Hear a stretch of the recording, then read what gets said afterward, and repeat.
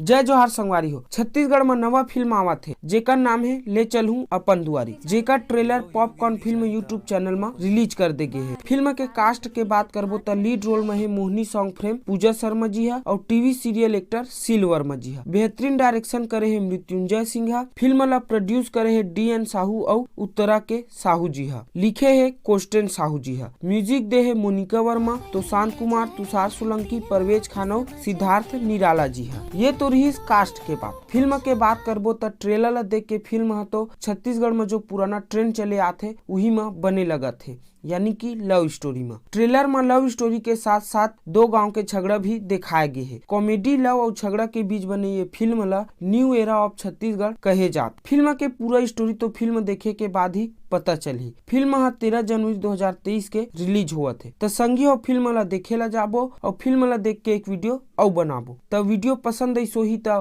Video ला like और share कर दू और संगे संग हमारे चैनल ला सब्सक्राइब कर दू। जय जोहार, जय छत्तीसगढ़।